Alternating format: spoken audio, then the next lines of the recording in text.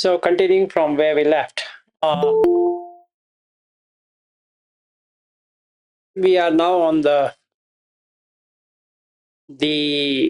thing which has to be developed on the Mahācattārīsaka Sutta. So just to a small recap is that 40 things are required. That's the reason it is called as Cattārīsaka. Maha in the sense of how Buddha looks at life and death and explains what should be done and what shouldn't be done. So basically, he's starting with right view and ending with vimukti, liberation, right liberation. Okay, so one has to develop these 40. So he has to look at kusala pakha, that is one which is leaning towards kusala and another one leading to akusala. Okay, both in worldly and the transcending the worldly things. So Lokiya and Lokuttara. So any questions on what we have covered so far before we go into deeper aspect of the next one? No, okay, good. So now coming further on this, if we look at it, we have to apply what is stated in Titayatana Sutta because that is connected to that. So I'm taking that sutta. It's in Anguttara Nikaya 3.61 and those who would like to refer it can refer it. But basically he tells what he teaches. Otherwise we have three kind of views. One is that it's divine intervention. Otherwise, we don't know how we landed here. And in a way, it seems to be true that if you ask anyone, and the answer should be that. So we don't know. Now, the other side of it is, it just happened in random, ahetuka. Or another one, pubbe hetuka. So what Buddha teaches is also on cause and condition. And every other person also teaches cause and condition. If I take Christianity, there is a cause and a condition. There's a first cause. There was a first cause and there is a first cause. And there would be a first cause. Okay, and God willed it. Now you can't ask, why did God will it? It's God's way of looking at it. Right? So we don't have to worry about why God did it. Doesn't matter. God did it. So all religion would believe in that, including Buddhism. Because you will get associated with Buddha and you'll start to feel that Buddha is a real person and he's God. That's the reason we call Buddha as Bhagwan Buddha. Because God. So ultimately, it is going to lean towards this side. Okay. And we start following rituals because we have to submit to God. Okay. One who is ritualistic is on Punya Bhagya. Okay. He cannot transcend worldly thing. That's it. So the more ritualistic the person becomes, the more Punya Bhagya he gets into. Okay. So let's say I want to go to a monastery. Okay, you can go any day. No, today only I need to go to the monastery. So that is ritualistic. The moment I am ritualistic, I am leaning towards this side. Iswara Nimitta. Okay. Why this happens? Why our psyche is like this? Or why our mentality is like this? because we want security. So the reason why we follow a religion is to be secure. Okay. So that comes under Michaditti. It's not Samadhitti. It is Samadhitti to an extent of being ritualistic, worldly thing. So it is Punya Bhagya. That is not Ariya Magga, even though it might lead to Ariya Magga. Okay, so any puja, anything what we do is related to that. And the other side of extreme is not believing in that at all. That is why it's called ahituka. There is no reason, absolutely no reason. I don't believe there is any reason. So there's two things which simultaneously happen. One is this or one is that, always. And in between them, sandwiched, is karma, ubbe hetuka. So I tend to believe everything is karmic. Clear? These are the only three ways of seeing life. There's no fourth way. Anyone, any question, any concern on this before we go deeper? There's only three ways. If you have the fourth way, do let me know. Last Chi, where Yes. did the karmic one, you said it was sandwiched in between? That is called pubbe hetuka. That is karmic. Everything is defined by karma. Mm-hmm. You're meeting Bobby because he's karmically bound, or he is meeting you because of karmically bound, and you both are staying today here because you're karmically bound, like that. Mm-hmm. So there's obviously, you believe in it's built by God, or it's God related, or it's random, or there's causes and conditions As karma. as karma. Okay, thank you. Yeah, sure. So only these three ways of seeing. So now if you were to ask, okay, let's play this game. So how did you find me? You say, I found it through video. Then I ask you the question, how did you find the video? I was randomly searching, I got your video. The thousands of videos which anybody will see, but why me? Now we get stuck. Either of the three views. One view we say, it just happened. Nothing is special. Another, I was karmically associated with you. The third one is God sent. And all the three seems to be logical. You were searching for a video and you got one logic. It was karmic, second logic. Okay, and then God sent, third logic. You tell me which other logic will work out of these three, or other than these three.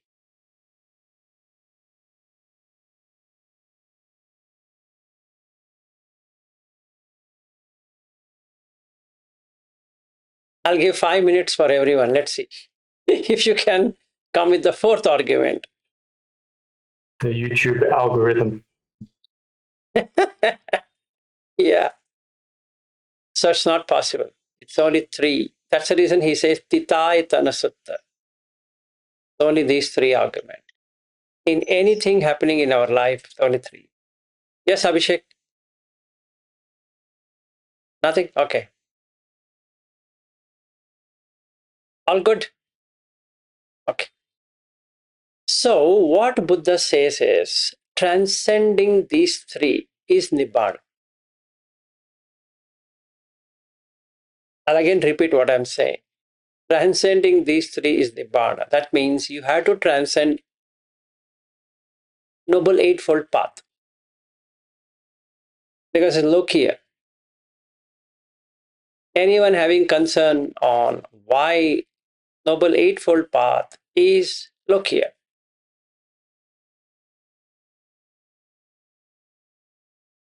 If you Because say, of that is conditioned, sir. That's why. yes, it is conditioned, but why?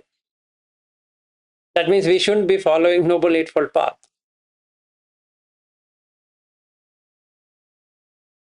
That's correct. What you said is right. I'm not blaming you for that. I'm asking you why. Why? Because it takes you to punya. That's it. Nothing else. It only gives you merits. So it extends life. Okay. Now the next thing to understand is what is life? Can anybody tell me what is life?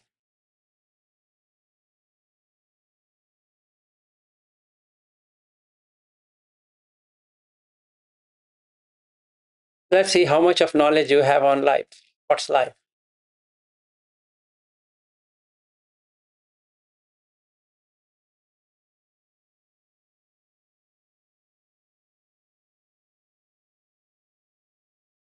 And there are people who become life coach, this coach, that coach. I ask, question is, what is life? Full of ups and downs. No,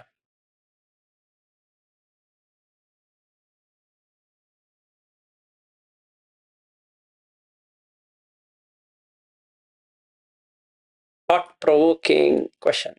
What is life?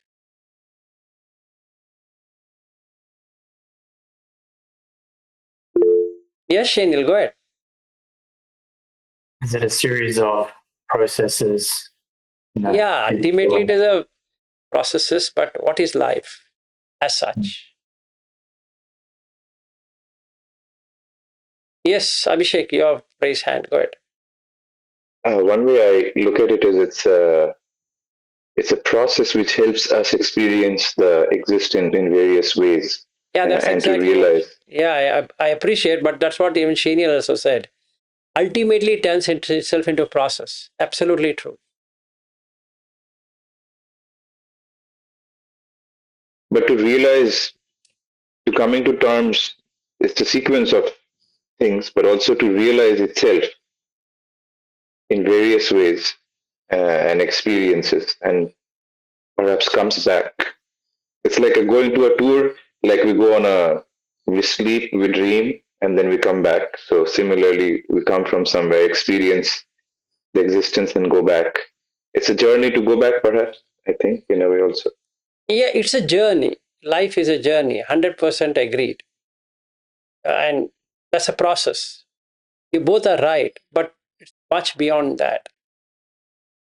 Yeah, ultimately it's a journey. So you have only two options, either to continue the journey or end the journey. Right? If you say nibbana is ending the journey. If you say I want to do something, you're going along. Yes, Shania or Bobby. Yeah, we'll see that it is so just now what he said, the punya bhagya, the result of the good and bad actions, keep continuing. Whatever he said is in line with that, but it is because of this, we are not transcending it, life continues. Right. For what reason? Just think, what is life? What is the essence of life? Why are you living? To experience. That's great. What experience? What? Like Veena has put series of experience. The result of our own actions. No. Bobby, then you are selecting the middle one, Pubbeka Hetu. That means karmic, or result of your own actions. Now the question comes, why do you do an action? Out of ignorance. But you have to, brushing your teeth is also an action. So you, out of ignorance, are you brushing your teeth then? I think we have, when you brush the teeth also, we have to think that we are in danger. So mindfully do it, because that's correct. But I agree. But now that you have been given this body, so you have to maintain, you have to do something about it. So yeah. That's not life is. And one Isn't thing pardon? habits. Habits. Yeah. No, you make habits. That's life is not habits. One thing I will tell you out of confidence, life is not suffering.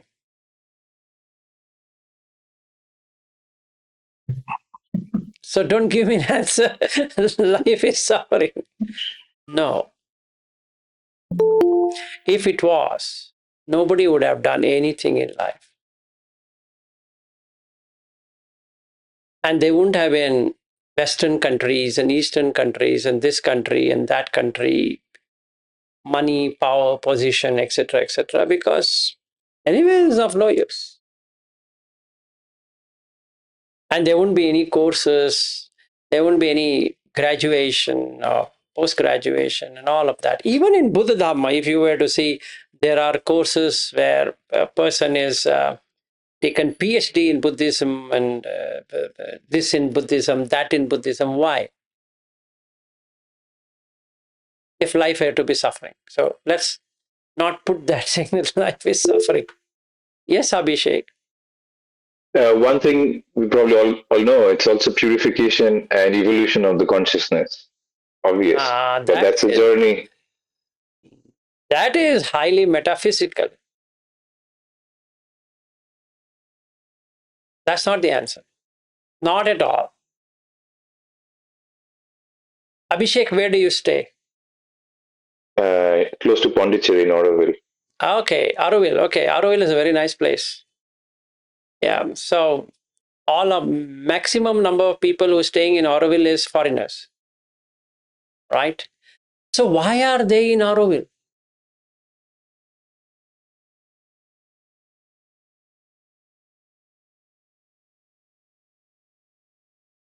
To be with like-minded people in a close proximity. Right, but they are from different countries and they have good life and they leave that and come to a tiny hamlet by name Auroville, because it was Aurobindo ashram which created that, and that place government want to take over and people are fighting and so many things happening in Auroville. And then I'm very happy that you are in Auroville or very close to Auroville. So why these crazy guys are coming and settling down in Auroville? And majority of them are French, German, Israeli, Italian, American, and then what's that? Oh, Netherlands. I think, and 5-6 people from Australia, like Perth, and one guy from Adelaide, and all of these guys are there. I don't know what, they've gone crazy. I think so. And these people have a lot of money. Oh yeah, you can't be in Auroville without money because they've made it so hard that you cannot sustain and survive. Exactly. You can't work here. Exactly. It's like staying in New York. Worst in a way. New York, you can make money. If you don't have money, for foreigners in Auroville, they cannot really make money, so they have to have. Yes, they have to have sufficient amount of money. So, I mean, why I compared that is a day in Auroville as expense is almost equivalent to staying in New York. And these guys are crazy. And they've been staying there for years together. Something is wrong somewhere. And believe me, these guys have a lot of money. And I have known many Germans there who have good industries back in Germany. Anyway, that's a beyond subject. So why this life? What's gone crazy with them? That they leaving their best industries and offices and stuff like that and come and settle down in Auroville. I'll come back in a second. So it's not suffering. That's the reason I wanted to say life is not suffering. Otherwise, they wouldn't have been there. Anyway, Ariya, go ahead. Oh, no, I was thinking it's six senses. Life is six senses. No. You're way out of it. I think you didn't sleep well yesterday, I guess. Yes, Shania. Is it desire or interest? No, that is part of life. See, you can't, we have covered that, right? So chanda means interest is the starting point of anything. Even this pursuit of spiritual or whatever we're doing is also part of that. Nothing new. Okay. You stumped everybody. Yeah, I think you're stumped. So there's no point in roaming around. So life equals pursuit of happiness. That's it.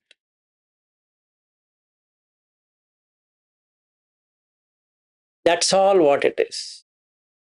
You are doing everything for happiness. It can be anything from Auroville to this to that, to country to continent, to money to power to position, whatever it is, to food. And the six senses, like what Ariya said, is for happiness, nothing else. If anybody want to prove me wrong, can do so, that they are here for suffering.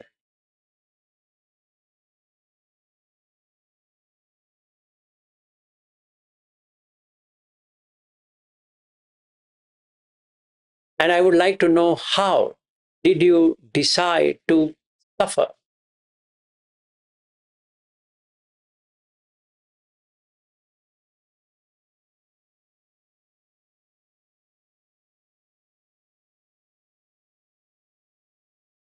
And believe me, before you answer, I came for suffering, you should agree Nibbanam Paramam Dukkham. Okay? Please, you have to agree to that. So just don't argue with me for the sake of argument.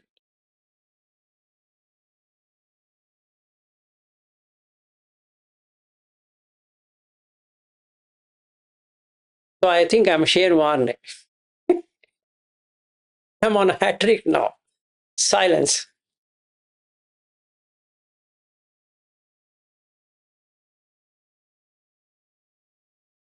Ashwin, it's not about finding life and death. That comes as part of philosophical thought. Because now you find you have everything.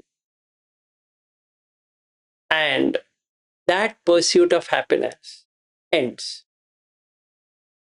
Let's say, as an example, I wanted to be director of an organization. From long I was wanting. Okay. And when I joined this company, I was development manager. Okay, some team, and they have to see how they're coding and testing and all of that. And even the testing was not part of my profile. So only development. And then the company found that I have other skills, leadership skills. What they said, Vilas, if you're pursuing like this, think one day you'll become a director. And that stuck me. So 2007 is when they said, you're doing good, so you should become a director. So that made me work continuously towards that goal.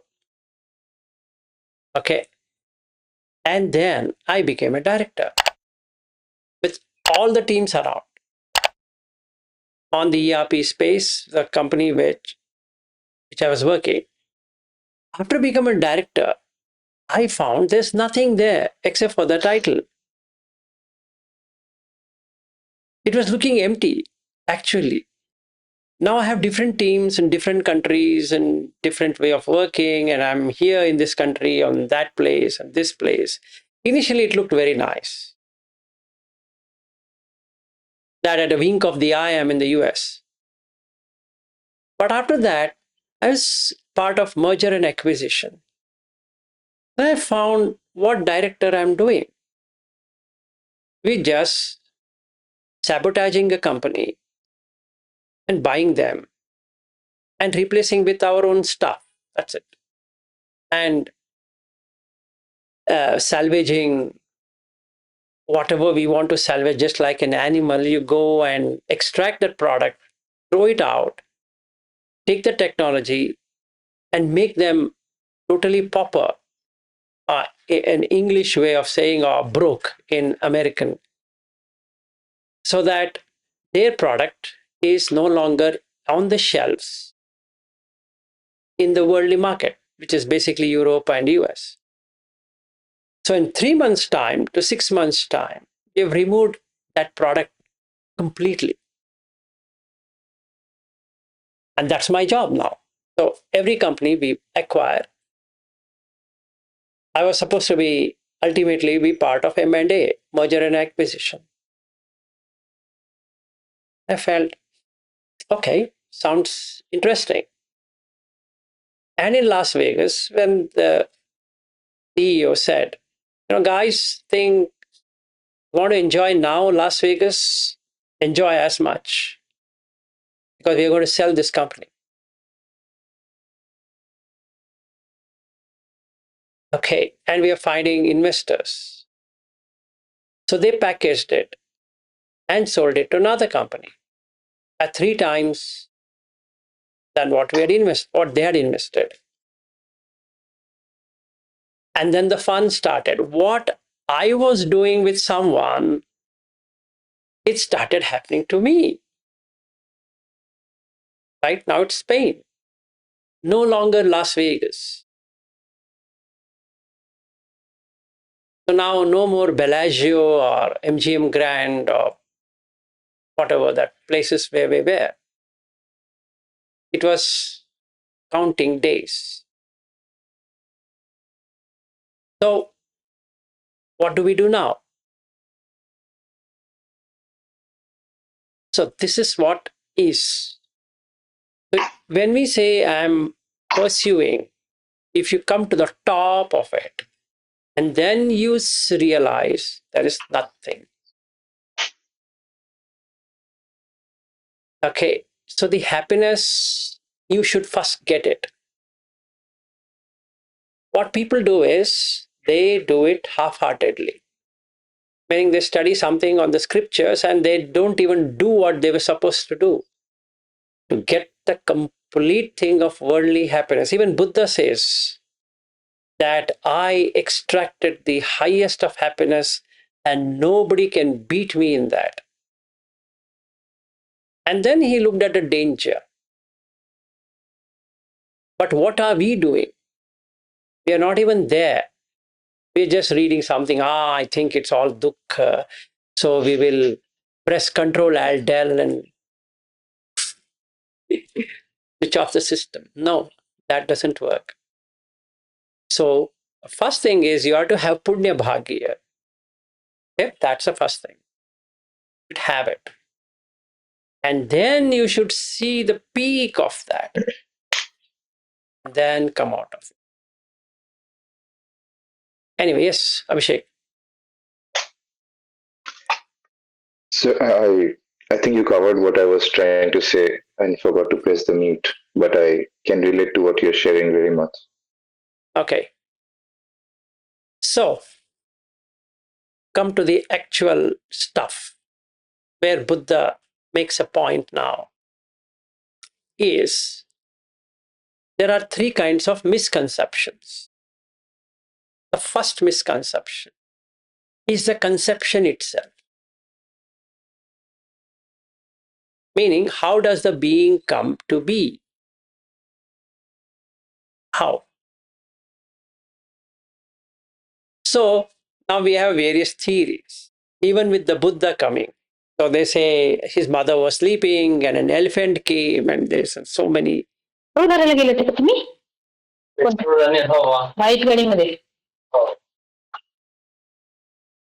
So, how many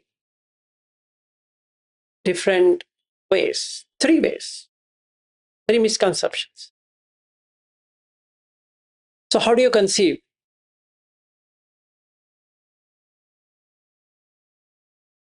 Into the womb. Oh, God gives it.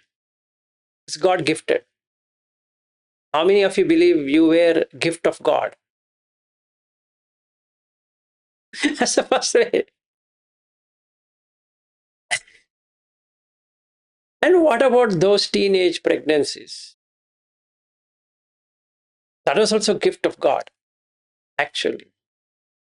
But then, no, sorry, those are not gift of God. These are not good ones. But that's good gift of God. Second, karmic.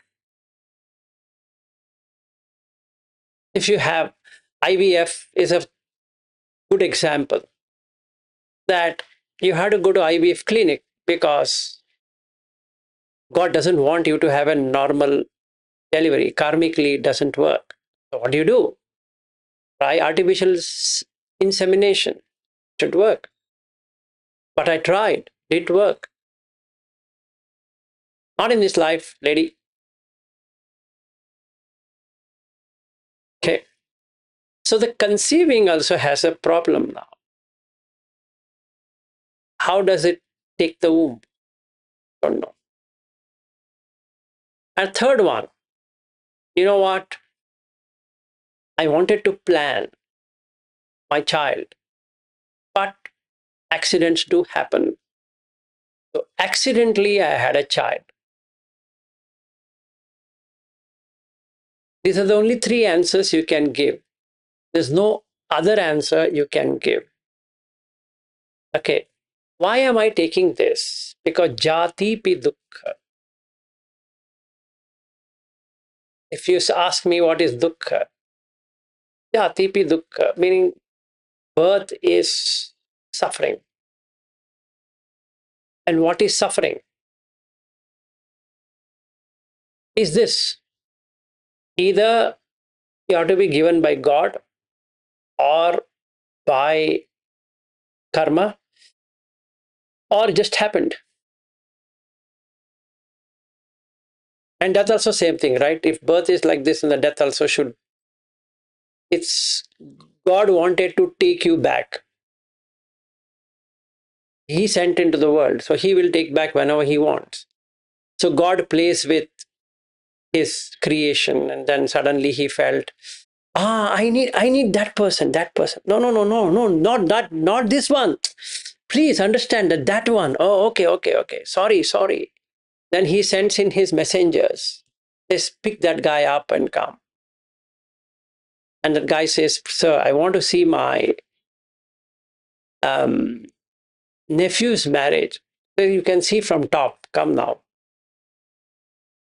So anyway, he goes. And the family says, God was unkind with us. Why? He took him pretty fast. But how old was he? 70. Come on, it's a time to go. Just 70. Okay, like that. So Buddha wanted to remove that misconception.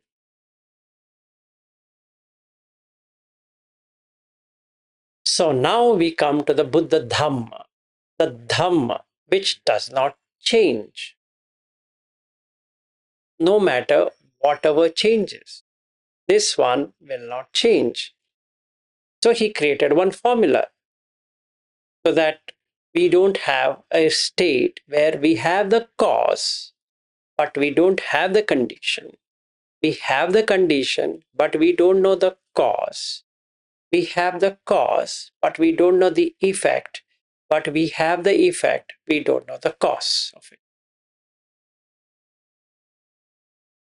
Basically, it's a cause and effect, causation. And Buddha Dhamma is called causation, law of causation. Right? So he created one nice formula for people to experience it. It's called idapachayata in Pali. Generally, people don't know this, or they don't really look into it, and they start reciting avijja, pacchaya, sankhara like that, which is not actually what Buddha says. It is idha, here, pachayata, condition. This is the condition. Okay? As long as you bring in the condition, so long things will work. And so long the condition doesn't come, that long you will not have any experience of it.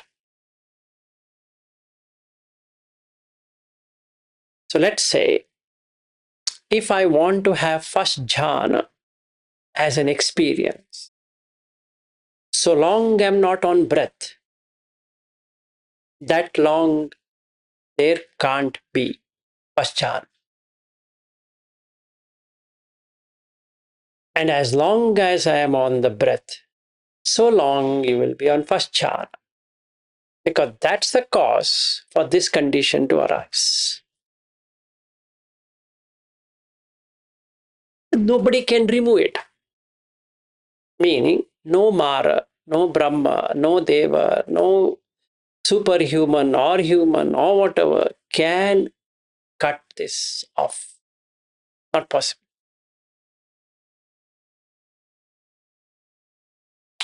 There were people who used to do the jhana, but they didn't know what and how it is. So he explained the conception. How do you conceive it? So now, supposing a person were to be on the breath continuously, no matter whatever he's doing, for next 20 hours, out of 24 hours in a day, he gets a magic. It creates a habit.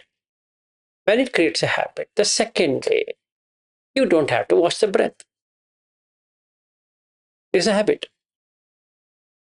It has created the condition. Now, the third day,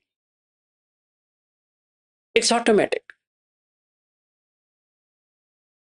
There's no need for this person to take a sofa or a cushion or sit here, sit there in this posture or that posture, this way, this place, that place. He can be there. So what did he learn out of Buddha Dhamma now? He learned if he can bring in the necessary condition, it will work. But please remember, it's condition based. So it's not about belief in God is going to give you this, or not about randomly doing something, or not talking about karma. Say that, I don't know my bad karma, my parmis are not there, and that's the reason. That's karmic actually. When somebody complains parmis, is indirectly blaming karma. And so for those people who blame parmi, you should ask that other person who is saying your parmi is not there. You should ask, dear sir, there are 10 parmis, which one you think I lack? He'll be stumped. He won't know anything what he's talking.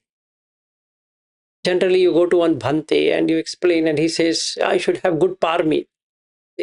Thank you very much, sir. Can you tell me which parmi in particular I should? That's it. End game. Because that is karmic. Now, you sitting on a sofa or on a cushion or here, what it has got to do with karmic? No, it's condition. Now the question comes, how do you create the condition? By doing kusala. That's it. Nice. How do you get into kusala? By removing akusala. Okay. And how do you remove akusala? Through virya, energy, or putting effort. Nice. So then there are two efforts, one on punya bhagiya, one on ariya. So without the punya bhagiya, you can't come into ariya. Exactly. So what is the first thing I need to do? Work on punya bhagiya. Kusala patha. When I do that, what happens? I don't have to put effort because this already taken care. These conditions persist. When this condition persists, then what happens? It becomes process. When it becomes process, happiness is also process then? Absolutely. So now we found out to get into the first jhana, you require sila and remove of the hindrance. That's it. It's not what I believe. what needs to be done. So I did it.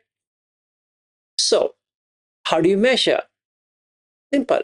20 hours, 18, 20 hours, you're on breath. Done. No, sir, I do only for 10 minutes. Yeah, you get sukha for 1 minute. It's up to me. I have to meet that condition. Just like to join a particular organization, my resume has to meet the particular condition. It's not about whether I know that person personally or not. It doesn't matter. Just meet the condition. It's not what I believe it to be. Oh, God didn't help me. Who is God to help you? Oh, my karmic was not that good. What is karma got to do with your condition? Oh, it just happened. No, just meet the condition. So Buddha explained either this pachayata, pachaya means condition, which creates dependency. It's dependent on this. So what it is dependent on what? Iti, this being, iti imasmim, sati, if it is true, this being, whatever is that, this comes to be. Iti imasmim sati, idam hoti, this happens. Imassa upada, idam upajjati. This being, this comes to be, with the arising of this, arises. What does that mean? This being, breath being, then stillness comes to be. With the arising of breath, watching, stillness arises. This not being, which means, which what? Iti imasmim asati idam na hoti. Imassa nirodha idam nirujjati. You try whatever you want, my dear friend. If you can't rest on breath, you will not get anything. Not about believing something, not about disbelieving something, not about where should I watch, in the nostril or my chest or abdomen or whole body or this or that or whatever that is. This is all what it is in anything. Now you can use this for avidya, pachaya, sankhara and all of that. So the 12 link is, he says, yadidam, yadi idam, say for instance. And then he starts avidya, pachaya, sankhara and all that. Yeah. This is what ariya magga is. Which one? Ida pachayata. That's it. Everything else remains the same. Your punya bhagya remains and all of that remains. This 20, this section of 20 is the most interesting part. You first put the kusala and then come to the ariya. You watch the condition. So basically, if I want to have a second jhana, then it should become automatic. Yes, it has become automatic. So then the breath is in the background all the time. Yes, it is in the background all the time. Are there any thoughts? No. And he says, avitakka avichara. No debate on any thoughts and no thoughts, no thought stage is when you get piti, joy. And now the question comes, how long can it stay? As long as condition matches. And how long the condition will be? It will be for 3 days. After that, it dips. That's a law of nature, not my thing. So now I see it starting, staying, ending. Upada, Titi, Bhanga, 3 states. It ends. If I want to grasp it, it's foolishness because it doesn't stay. So why don't I just witness it, not get caught up by the jhana? Excellent. That's exactly what I'm supposed to do. Be in the jhana, but not get attached to jhana. Second jhana. Not that you shouldn't be in jhana, you should, but not get attached. Then the third one. As soon as the breath is no longer visible, in its place energy takes over. It gets into sukha. And he says, this is what ariyas call it as sukha. But that exact word is also there, phrase is also there. You see the third jhana. And how long does it stay? 7 days, 1 full week, sukha. 24/7, I'm talking about. Even when you're sleeping, you're in sukha. And then after 7 days, you get 1 full month of upekha, equanimity. No matter whether the dog dies or a cat dies or a human being dies, your own people die or whatever it is, you are unshaken.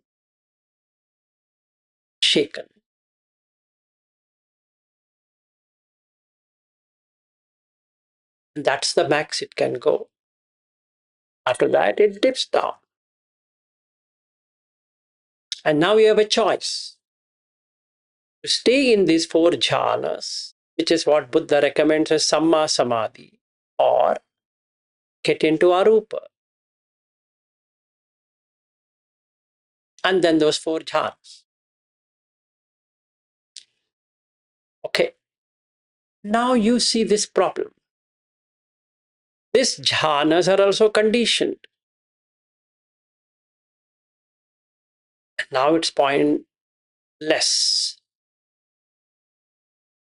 to hold on to the jhana. So what do? You let go of perception of jhana. And then what happens? The feeling is gone. And then what do you get? Consciousness stops. That's unconditioned. So now you are in Nibbana.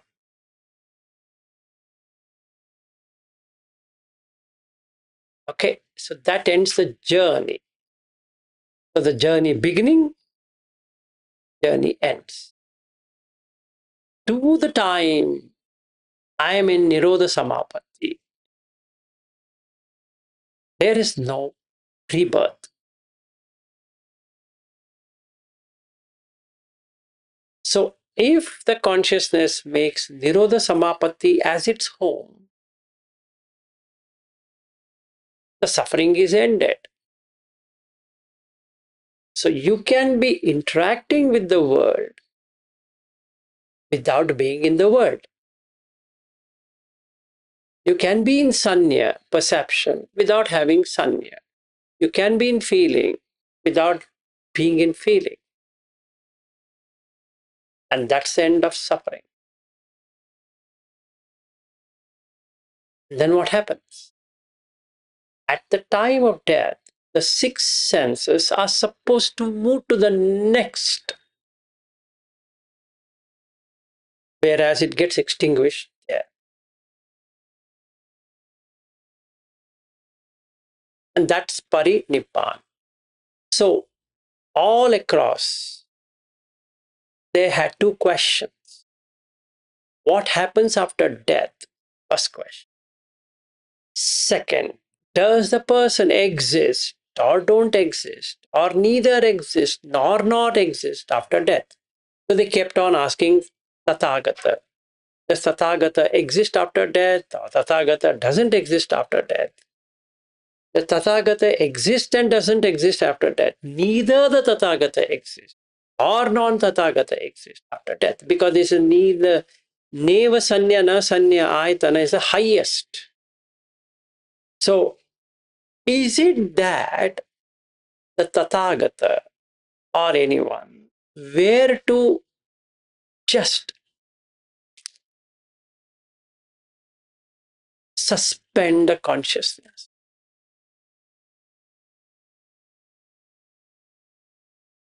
And Buddha said, no, Tathagatas don't suspend consciousness, they switch off consciousness, even while living. So Tathagata is dead before he is dead. And then what's the difference between Arhat and a Tathagata? Arhat stays, Tathagata leaves, and hence is called Tathagata. Tataha Agata, one who has reached the other shore.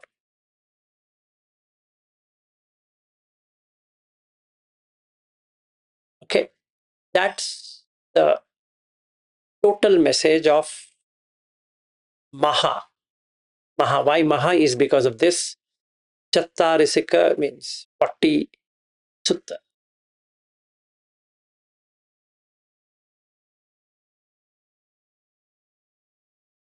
Any questions, comments, suggestions, worries, hindrances?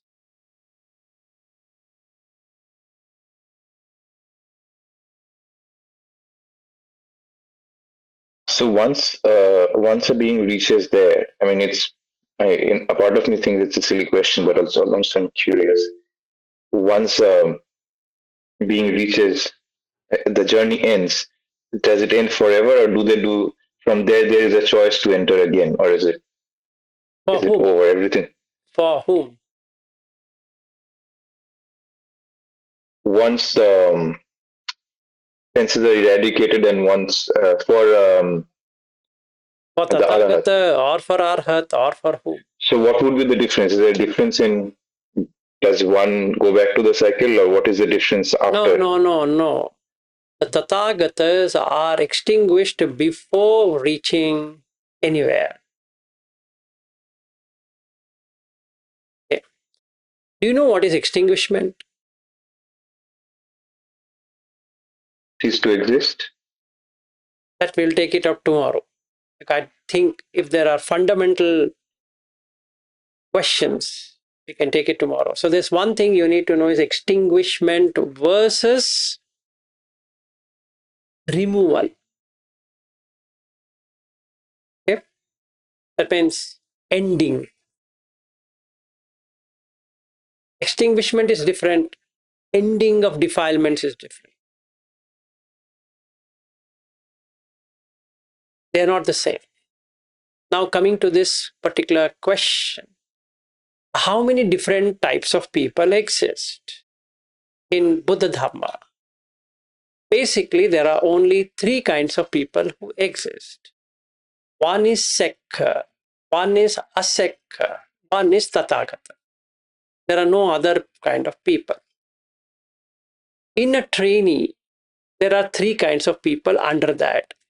One is who is Sotapanna, who just started schooling. One who is a Sakadagami, who is in middle school. And an Anagami, who is in college. All the three have defilements.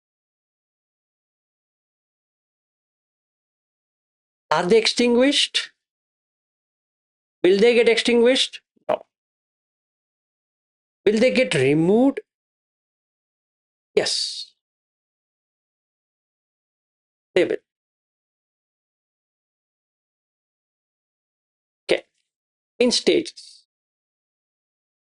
Now, as far as Arhat goes, he's Asekha. He's removed the defilements. That means no longer the fuel is there for the fire to burn. So at the time of death, since there's no fuel, there can't be any fire. So is that called an extinguishment? Yes, after death, not before. What about the Tathagata? They're extinguished before, not after. Because they don't even exist right now. So where's the question of existing later? And that's the reason Buddha never answered these tetralemma questions. Tathagata hoti param marana. Tathagata na hoti param marana. Tathagata hoti na hoti param marana. Neva Tathagata hoti, na Tathagata hoti, paramarana. All these four, he never answered.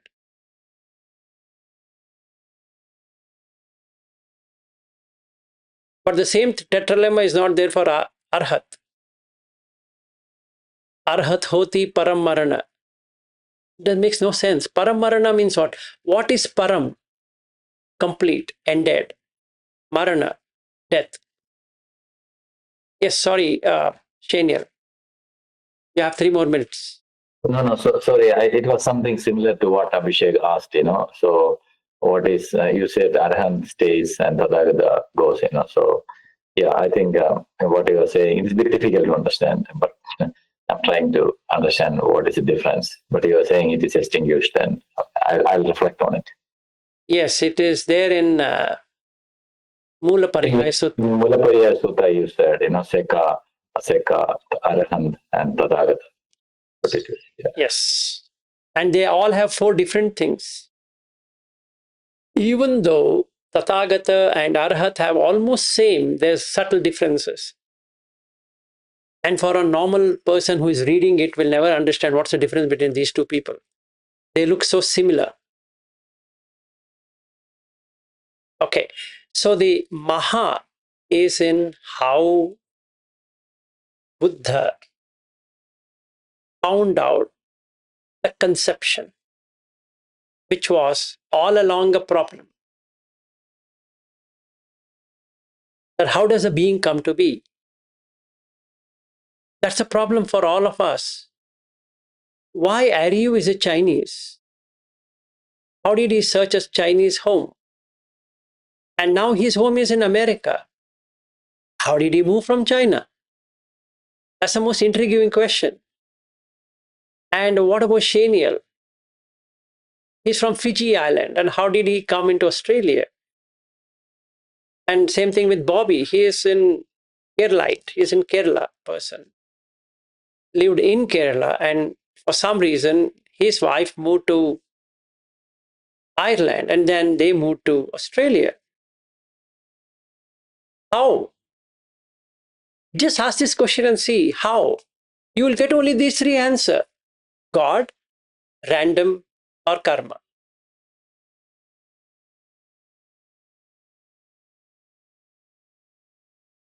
What other things will you get? There's nothing. Why are in Buddha Dhamma? If this were to be asked, especially for a person like Venugopal, who is obsessed with Buddha Dhamma, if you were to ask, he'll say Parmi. And the answer is bullshit.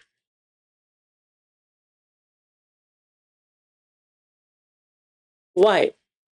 Parmi has got nothing to do with why are you in Buddha Dhamma. What? How? That's exactly what Buddha would say. If you have Punya Bhagya, yes, absolutely true. Yeah, Punya is there, so Parmi is there. Yeah, you enjoy life. But if you're talking the ultimate truth, no, nothing to do with Punya. It's idapachayata. You met the condition, so you're there. It's got nothing to do with whether you believe Parmis are there or not there. Like that, we need to see. So if we are really following Dhamma, not Buddha, Dhamma is condition based. That's it. You meet the condition, you are Sotapanna. You meet the condition, you're Sakadagami. You meet the condition, you're Anagami. You meet the condition, you're Arahat. That's it, over. There's nothing like, oh my God, how will I come to know and what will happen? Nothing. You meet it, you eat it. You didn't meet it, you couldn't eat it. That's it. So while working in our organizations, just meet the requirements. That's it. You're there. You want to get promoted?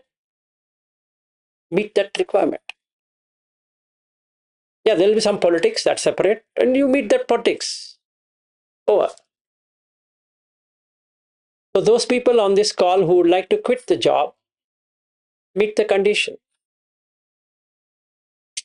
Even for quitting the job, meet the condition. They'll throw you out. You don't have to quit. Just meet the condition. Don't work. So in the appraisal, they'll automatically throw you out. You don't have to do anything to stay. But if you want to stay, meet the condition. Stay. You will stay. Oh, I don't like to work. That's the reason I came to Dhamma, because no, you still have to work. You have to earn for your living. You have to earn for living. That's it. That's the only difference. Because you're in pursuit of happiness. You should do that. Is that the ultimate happiness? No. But still, without this, you can't have that. So don't do a mistake of doing something stupid. Don't take the job seriously. That's true. Don't take any relationship seriously. But beyond that, meet the condition. And when the condition comes, you will be dead and gone.